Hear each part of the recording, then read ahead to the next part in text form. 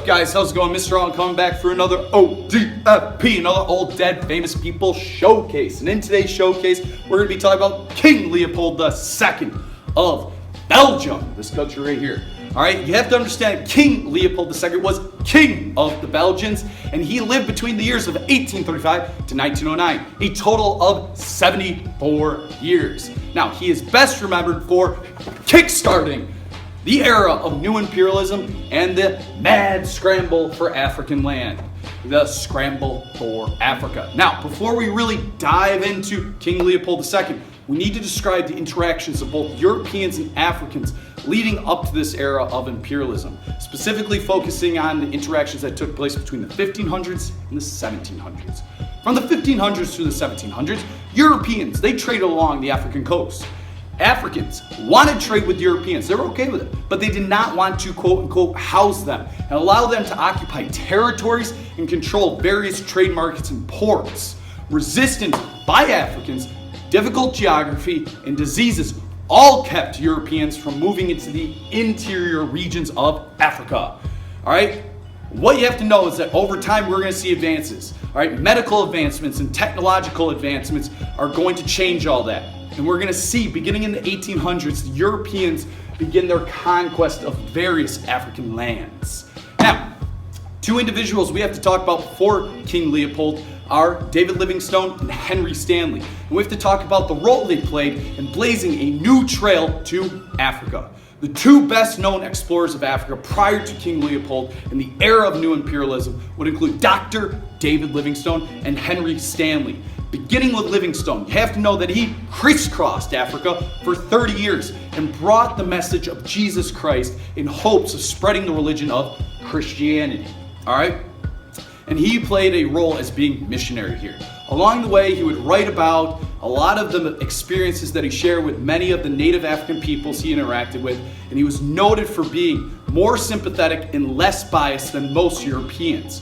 Dr. David Livingstone vehemently opposed the slave trade, which remained a profitable business for African rulers and foreign traders, and held the belief that the only way to end this cruel trafficking of human beings was to open up the interior to Christianity and trade. Now, as a result of Dr. David Livingstone, you have to know that others would soon follow. One person in particular that followed was named Henry Stanley, this guy behind me, a Welsh journalist. Stanley trekked into Central Africa, all right, in hopes of finding Livingstone, who had not been heard from for years. Finally, in 1871, Stanley finally found Livingstone in what is today Tanzania and greeted him with the now legendary phrase, "Dr. Livingstone, I presume." Shortly after, you're going to see King Leopold II of Belgium hire Stanley to explore the Congo River Basin right there on the map, guys. And we are going to see King Leopold II arrange various trade treaties with basically the hope of taking over this middle part of Africa. You have to know that publicly Leopold spoke of a civilizing mission where he'd bring superior Western culture to Africa. However, privately, he dreamt of conquest and profit. Now, in terms of King Leopold's background, know this, that he reigned between the years of 1865 to 1909 and was noted for being the second king of the Belgians.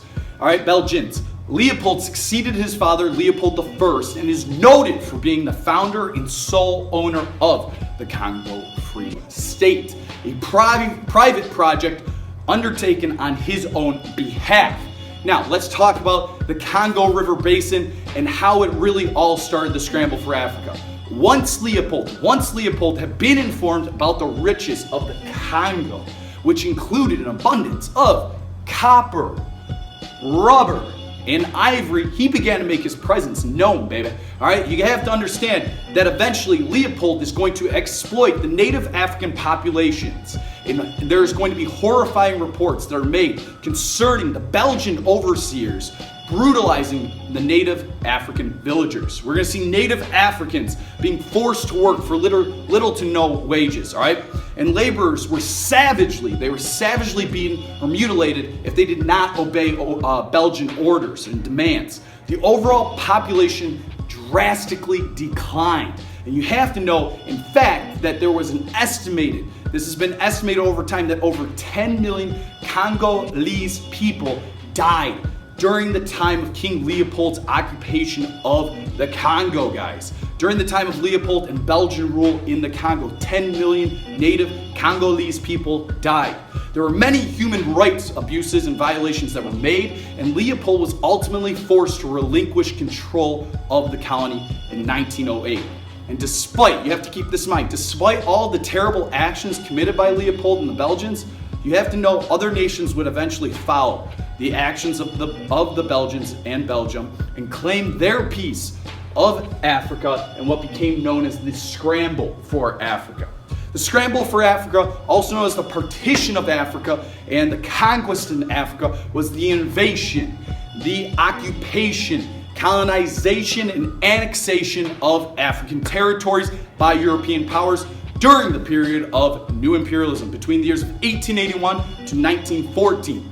The Scramble began with Stanley's discovery of the Congo and was later regulated with rules put in place with the Berlin Conference in 1884.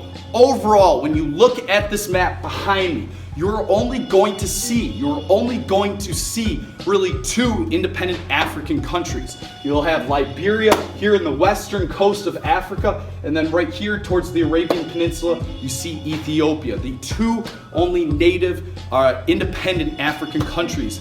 Really, everything else was carved up, it was sliced and diced by European powers. Now, we're going to end with this closing thought. Whenever you think of imperialism, keep in mind that King Leopold II, King of Belgium, was the individual that kickstarted the era of European imperialism, guys.